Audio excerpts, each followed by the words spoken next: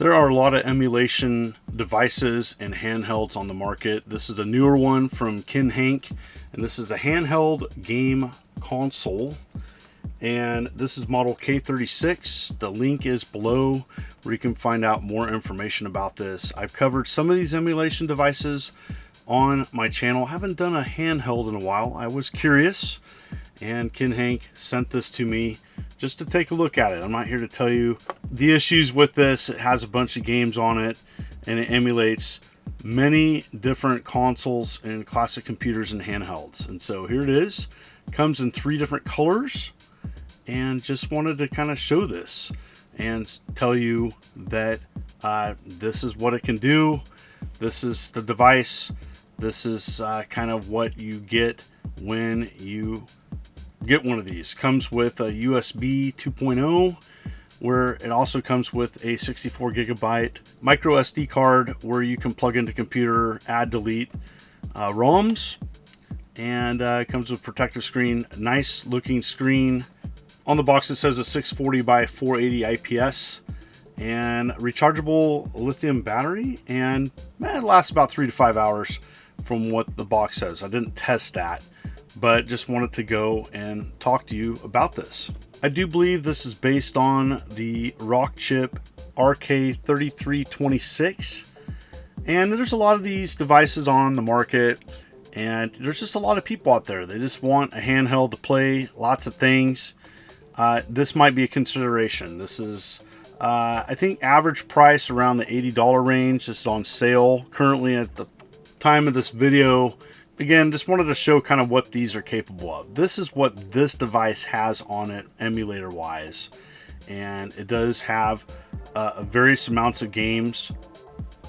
Some run better than others. I'm going to show that, but you name it, it has a kind of a nice wide variety. Classic Atari has Lynx, no Jaguar, WonderSwan color, Capcom Play System 1, 2, and 3, Commodore Amiga, MSX, MSX2, PC Engine, Super Grafx, Famicom, FDS, Nintendo, Game Boy, Super Famicom, Super Nintendo, Hacks, Virtual Boy, a little bit of N64, Game Boy Color, Game Boy Advance, Pokemon Mini, DS, lots of Sega, And I'm going to show some of the more higher end stuff.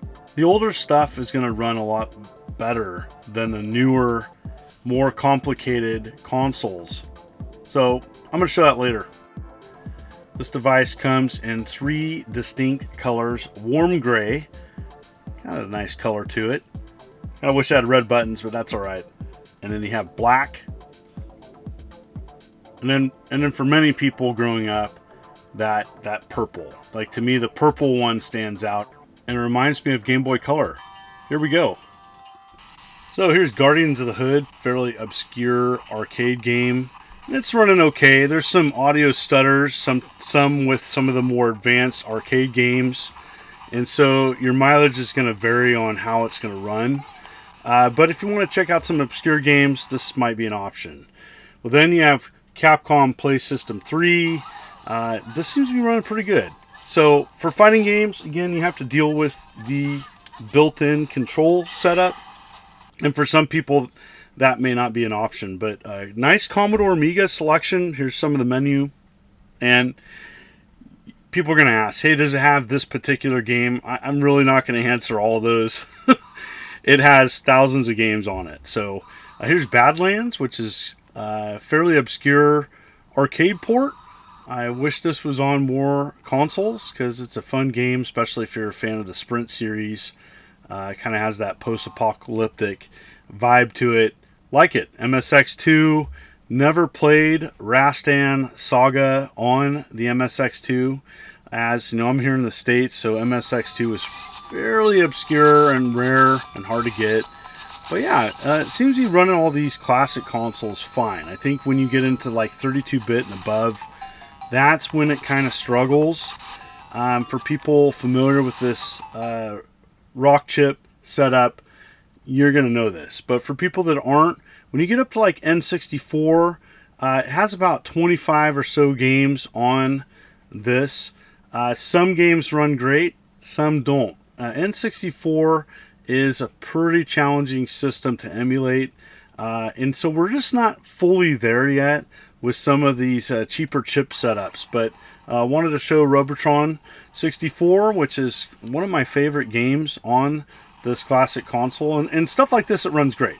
It runs I don't know perfect, but it runs ideal to me, good enough to say, check out this. This is good. There's other games on here that didn't play as well. And some of that too, I wonder, it's like, well, maybe the original game wasn't perfect. So it's just hard to say. I wanted to show something other than Mario. And so here's Wipeout.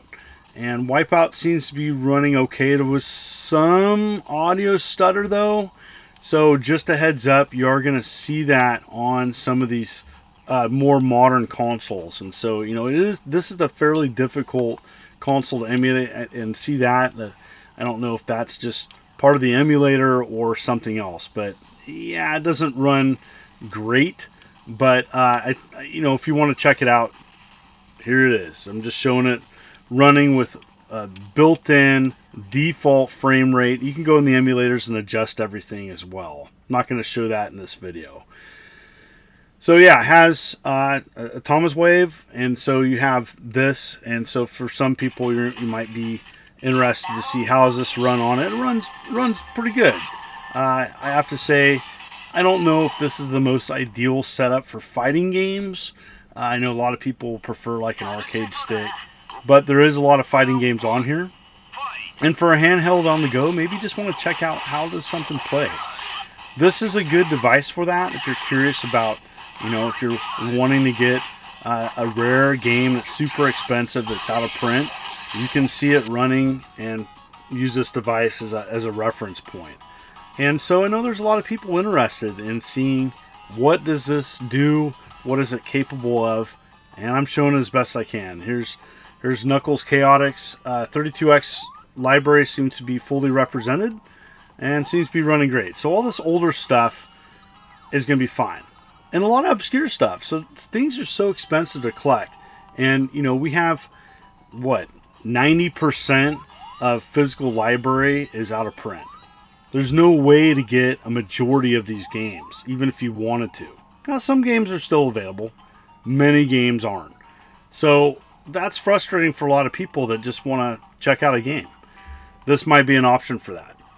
So I did boot up Saturn, and I did notice it running slow. So this is Symphony of the Night. This is the Saturn import version. Not running ideal. I don't know what that's about. So I know a lot of people are going to be disappointed about that, but I needed to show that it's not running optimal. And for a lot of people that are wanting to pick this up and, you know, even play Saturn, I don't think this is remotely playable. I would not want to play this gem classic this way. And that's frustrating. And maybe I could go in and mess around with some settings and make it run better. Here's Darius. And so this is running a little slow, I think. And so just want to show that it's not running Saturn 100% by default settings. I'm just showing default settings. There's a lot of people that aren't even going to mess with the settings. They want to pick up and play. They want to play this game. And they want to play without messing around with a bunch of settings. This is what I'm showing. This is what I have time for. This is kind of what this product really is marketed towards. Is more of a casual gamer that just wants to check out and play stuff. Here's Crazy Taxi. The audio was delayed and it did stutter, but it's playing okay. It also had a great soundtrack too. So it's tough.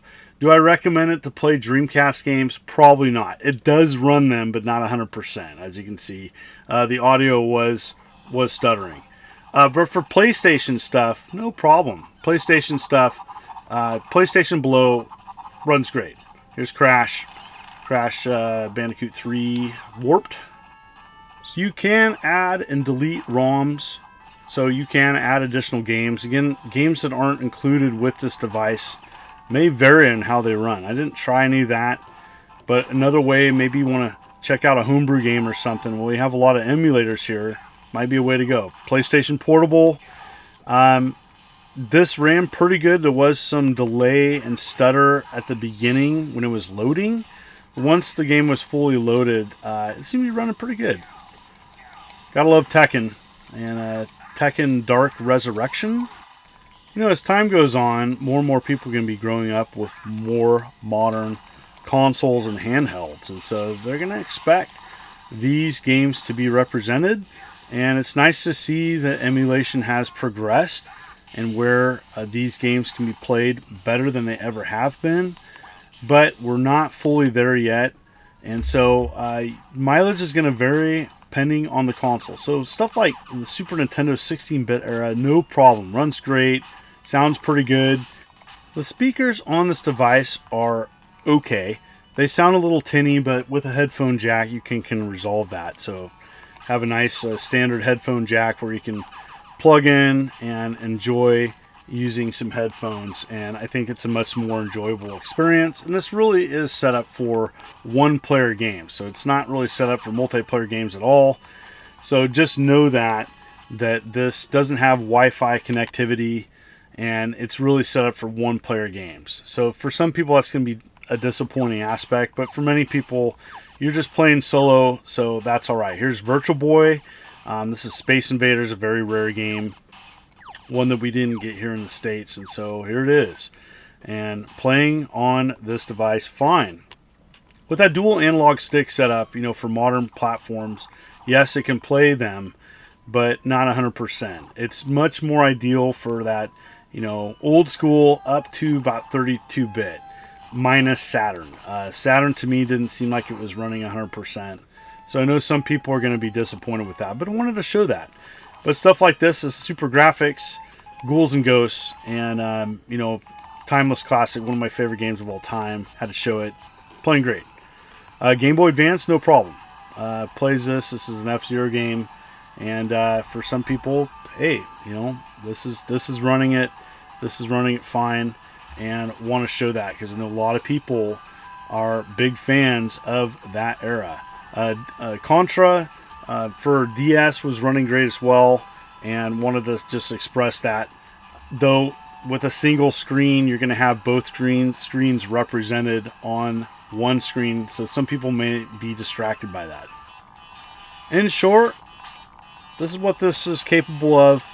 It does a lot of things right. The more modern stuff it struggles with, it stutters with audio and frame rate, but overall, if you want something to sample just a little bit of what is out there, it's super rare to collect many things these days. This might be an option for many people. And thank you for viewing this video. If you like what you see, consider hitting that like and subscribe button and clicking the bell, as I'm uploading videos every week. You folks are wonderful and beautiful. Let's keep it positive. This is the Immortal John Hancock, and you take care.